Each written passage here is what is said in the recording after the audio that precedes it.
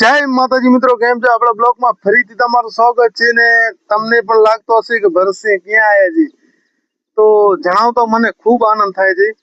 તમને જગ્યા હું બતાવી દઉં. તમને જગ્યાના ઘણા વિડીયો જોયા હતા. હું સુપર રોવા બાજુ જતો હતો અને વચમાં આ જગ્યા મળી સામે મને. એ જગ્યાએ કેમ ભૂલાય?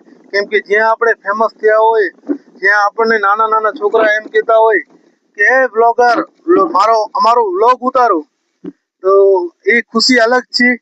અને મિત્રો તમે જોઈ શકો છો, અહીંયા કંથાનું આયોજન હતું. આપણા શિવ કંથા શિવાલિકા ગ્રુપ અને વંકા બોપાના જે વિચાર હતા એ ખૂબ અહીંયા કંથામાં પ્રેમ મળ્યો આપણને.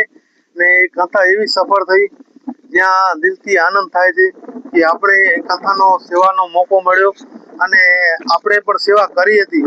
એવો નથી, પણ આપણા ઘણા બધા મિત્રો પણ ખૂબ દિવસ ને રાત જે બે મહિનાથી સેવા કરી હતી, એ લોકોનો પણ બધા લોકો દિલથી ધન્યવાદ જે માને છે. કેમ કે ઘણા મિત્રો એવા હોય છે કે એ લોકો પોતાનું કામ મૂકીને આ માતાજીનો અવસરમાં હાથ આપે છે.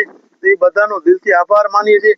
અને મિત્રો આપણે પણ આ જગ્યાથી હું નીકળવાનું કારણ છે કે મારી ગાડી ઓટોમેટિક આ બાજુ વળી ગઈ.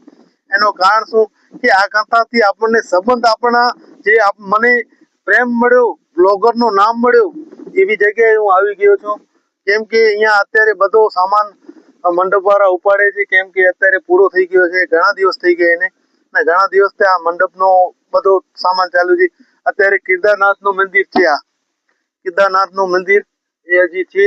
એ પણ હવે ટૂંક જ સમયમાં એ પણ જશે.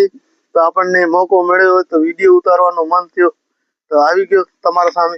કેમ કે આપણને ઘણી બધી અહીંયા ઓળખાણ મળી, ઘણો બધો પ્રેમ મળ્યો.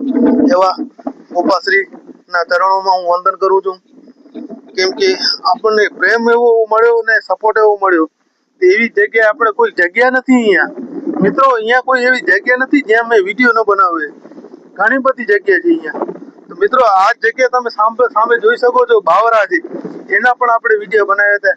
કેમ કે અહીંયા પાણીના માટલા રાખેલ હતા, અને ઠંડુ પાણી હતું. તો મિત્રો ખૂબ સપોર્ટ મળ્યો. અને પાછો આ જગ્યાએ સામે મંદિર દેખાય રહ્યું માતાજીનું, જોઈ શકો છો, વાકુલ માનું મંદિર દેખાય રહ્યું. તો મિત્રો મારો બ્લોગ સારો લાગે તો લાઈક, શેર અને કમેન્ટ તો તમે કરશો. ભેગું ફોલો કરી નાખજો. અને એ કથાના વિડીયો તમે જોયા હોય તો એકવાર હજી પણ જોઈ લેજો. તમારા મનમાં એમ જ થશે કે આ કથા પાછી હવે ક્યારે ચાલુ થશે. તો જ્યારે પણ આવો મોકો